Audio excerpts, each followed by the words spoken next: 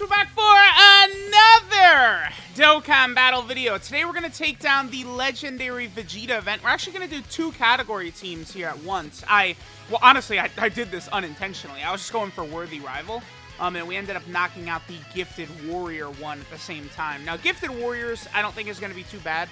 I did do one attempt with it with a double Trunks and Goten last night, but I did die, like, towards the end, right? Gifted Warriors I don't think is going to be too bad, but like again, I feel like a lot of like potential like global players and stuff like that, you know, utilizing like a Gifted Warrior / Worthy Rival team at the same time really should work well. Now, obviously, the build I'm rocking is definitely not going to be realistic for a lot of players out there, right? Because, you know, you guys can see, like, I've got the Dokkan Fest Piccolo SSR here. You know, we are using Super Vegeta. Now, again, I feel like this video is actually a good display of how crazy Super Vegeta is. Because even, you know, when you get to the Blue Vegeta, who is devastating, you know, provided we don't get super attacked with Super Vegeta, he is able to really handle the power. Because Super Vegeta is able to, I'm very confident Videl also could handle things. Again, I think Super Vegeta and Videl are a little bit similar in terms of their defensive abilities. Although the thing about Videl is Vegeta could be in really any of the three slots to get that good defense. Videl, for the most part, would want to be in slot 1 or 2, right, to be able to get the double super attacks, right? Because remember, you cannot dodge Blue Vegeta, so Videl having that chance to dodge in slot 1 is irrelevant against Blue Vegeta. So, our build here is definitely a bit wonky. The Tech Blue Vegeta that we're rocking, he creates Tech Orbs and stacks. So the thing about him is he'll give us a lot of HP regen. Obviously, the Dokkan Fest Piccolos are able to heal as well. Now, we have SSR Piccolo on the team.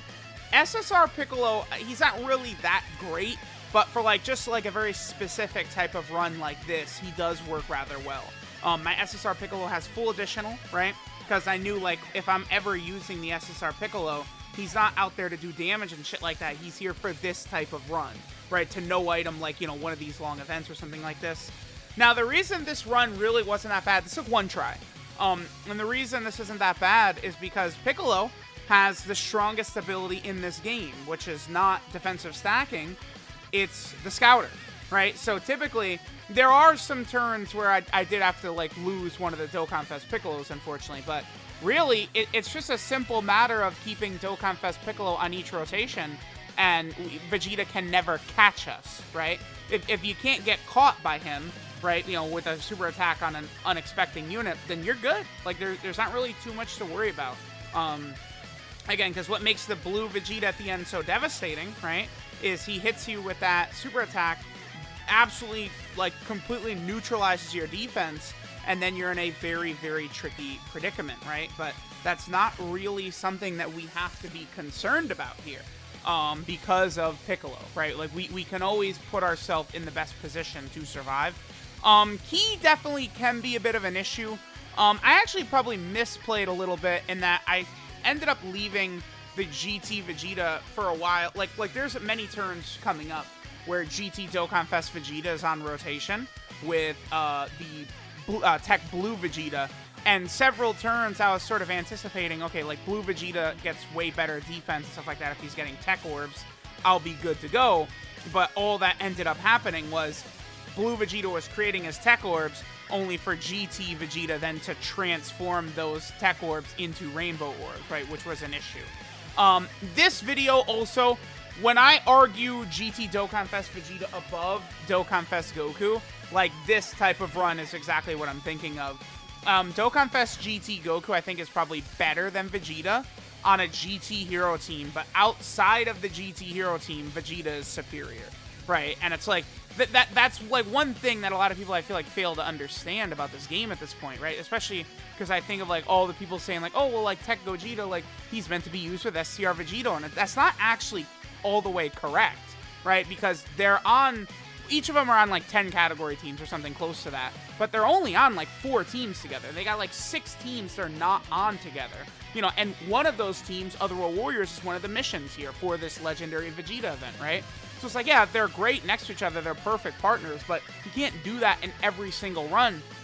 And the way Dokkan is sort of balancing the difficult content right now, not like the God event, that one's different, but like, look at the legendary, GT Legendary Goku event, the Legendary Vegeta event right here. They make you use specific categories to beat the content, right? Super Battle Road stages are, you know, limited to specific categories at this point, right? So, like, that's just very important to keep in mind with some of these characters, right? And that's why, like, I was saying I like GT Dokkan Fest Vegeta better, because he's way more balanced off of the GT Hero team, right? On the GT Hero team, Goku is just undeniably better. His defense, he's starting to turn out, like, over 200k defense, and then he gets defense on super attack, while casually, you know, like, every turn he's, like, 7 million plus, right? Like, yeah, on the GT Hero team, I would say Dokkan Fest Goku is better. But outside of that, I like GT Vegeta. GT Vegeta is very good. The GT Dokkan Fests are, like, they're actually exactly my type of unit. Like what I like in a unit, good links, you know, category teams that needed help, right? Like Rainbow Orb changing, amazing leader skills. Like like it's crazy. They took like kind of like, I don't really want to say they're non-hype, but like it's just Super Saiyan 1 GT Goku and Vegeta, and they made them like two of the most impressive, most coveted units in this game, because just look how good they are. Obviously, as you guys can tell, I am saving many of my active skills for Evolution Blue Vegeta, to just try and, you know, really do as much damage to him as quickly as possible. Evolution Blue Vegeta is very, very powerful, offensively, but defensively, again, I would need to see numbers on this or something, but he just feels like he doesn't last as long as the Super Saiyan 4 Goku. I'm quite certain the Super Saiyan 4 Goku's either got more health or something. Or I don't know, maybe you do less damage to him, but it definitely feels like you go through that Evolution Blue Vegeta very fast. Alright, so we've taken a lot of damage, but we're good. Alright, so remember, we have our boy Super Vegeta at this point still. And remember, every single turn, Super Vegeta, like anytime Super Vegeta super attacks, he's guaranteed critting, which is just like a ridiculous ability that will really help coming up, you know, against Evolution Blue Vegeta as well. Alright, because against Evolution Blue Vegeta, we're going to be guaranteed critting, so we don't have to worry about type disadvantage. It'll allow us to get through there faster. With this team build, we're able to heal a lot, right? Especially because some of these stacking units are able to regen a huge amount of HP, because several of the active skills we can't use unless we have a certain HP threshold, too. Like, Piccolo cannot transform unless we're above, it's like 60% HP or 70 or something like that. Let me just double check that. Piccolo needs to be above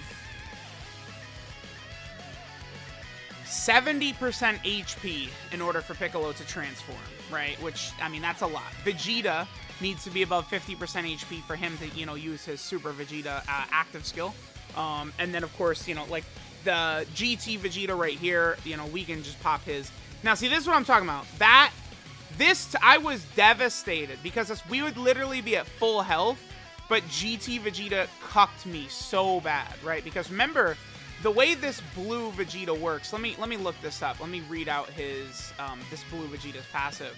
Because he gets way stronger with Tech Orbs. So Dokkan Fest Vegeta really hurt us bad right there. I mean, here is his, you know, active skill, which you barely ever get to see. It's not even really that great. I mean, just 1 point. The damage was good because he crit, but the LR active skills with their way superior stats, they typically are just like way stronger. Alright, so this blue Vegeta, right? He gets 20% attack and defense per key sphere obtained. It's 30% if it's a tech key sphere. So that's why, like, it's just like we would go from Vegeta literally like full healing us and having like 500k defense or something like that, to Dokkan Fest Vegeta completely screwing us over, right, with changing the Tech Orbs to Rainbow right there, which, you know, just puts us really behind the 8-ball, because, like, Vegeta, that blue Vegeta is our main healing unit, right? Like, had he done that, I would have been able to then transform with Piccolo on this turn, right? I was trying to wait to transform with Piccolo as long as possible. Honestly, I probably could have transformed a bit sooner, right? By the way, this was like a 40-minute run, because a lot of these units, like these Piccolo does not do damage. That's not his role, right? He's a defensive ace with the Scouter effect, the healing, you know, the tankiness, the defensive stacking. But, you know, with 2 Dokkan Fest Piccolos and Piccolo's SSR, the team does not really do much damage. Dokkan Fest Vegeta, Evolution Blue Vegeta, and Super Vegeta will do the damage for us. Okay, so because of the Scouter effect, I'm looking at it. We can revive on this turn, so I go for the revive. This could have been a misplay. If Evolution Blue Vegeta would survive this turn, this could have bit me in the ass, but we do actually get taken out. Like, Evolution Blue Vegeta is really good, but unfortunately, you know, I was actually a little bit unimpressed. He had his full damage reduction built up, and Vegeta took 300k. That's Vegeta fully, like, you know, that was it. We didn't have a lot of his links active, but I was very disappointed in that. I was terrified right here because we don't have a Piccolo on rotation with Super Vegeta. So if Blue Vegeta supers Super Vegeta, it's instant death. It's 800k damage, 900k damage, something like that. 5 million attack stat, guaranteed crit, crazy. Notice Super Vegeta took 70k with his first hit, and then only, what was it, 11k with the second hit? That's good enough in here, honestly. It is. As an STR unit, Vegeta's damage will more than offset that. If, you know, Vegeta, like the Evolution Blue Vegeta, like, it's just, the problem is you can't get super attack. We would have 0 chance of survival if we would get a super attack aimed at that STR Super Vegeta, but he was able to withstand it pretty good. Again, like, this Evolution Blue Vegeta, you could almost say is like he's a hard counter to STR Super Vegeta, and that's how STR Super Vegeta performed in here. Again, like, when you talk about Videl versus Super Vegeta, I feel like this video is a good example of why I like Super Vegeta better. People underrate Super Vegeta defensively. They act like he's like a glass cannon, which is just bullshit. It's just, you're not going for the mega power of him getting hit and then supering. You don't do, like, in difficult content, you're not running him in slot 1, right? But in slot 2 and 3, Vegeta is fine defensively, and he does guaranteed crits, so you don't even need to go for that extra power. He's still doing more damage than all of the units surrounding him, right? That's why that Super Vegeta is so good. And Videl can't dodge this Vegeta. He cancels dodging, and then Videl has to be in slot 1 or 2 to double super attack. In slot 3, she has dodge, but she doesn't double super, but you can't dodge. So Videl in this event is limited basically to slot 2. If Vegeta supers in slot 2, you're done. I do think Videl would probably take double-digit damage with a double super, but I've obviously not run her in the event yet. I probably will do a video just taking Videl here into the event, and we'll test that out. We'll see if Videl is able to double-digit tank this Evolution Blue Vegeta at the end right here. Again, right now I don't know. I do think that after she double supers, defensively she should be at, I think, a similar level to what Super Vegeta ends at. I'm pretty sure they're relatively close, right, in terms of defense. And that's why it's just like, that's why, like, Vegeta wins, because he's on better teams, more teams, he has better links. You know, he's guaranteed critting, which offsets Videl's double super, right? It's like, Vegeta is better. Like, it's crazy. I think Vegeta, as overpowered as they made Videl, now I wonder if they even could have made her better. Like, it's like, they should have actually went even further with her, right?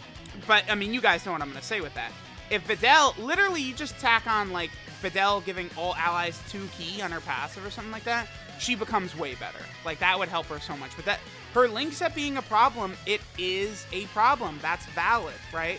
Like, it hurts the team. It hurts other units. Vegeta does not hurt the team at all with his link set. Videl does, though. And that's, you know, it's an issue, right? Unless you're running Hercule and Boo, right? Which, I mean, to be fair, if you get lucky with how long it takes you to exchange into Fat Boo, Hercule and Boo could do well even in, like, this event. So there we go.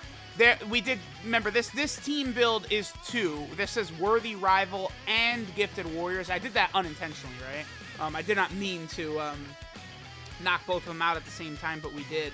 Also, I don't know what happened, but sometimes, like, when I plug in the cord right now, I think what happened is the port on my phone is messed up, for sure. Because sometimes I can plug it in, and it plugs in just right, and there's no issues, like this, right? This whole recording, we had no issues. So there we go. What was that, 37 minutes to beat? This is why I do post-commentary, by the way. 37 minutes to go through that grueling, long, like, event right there.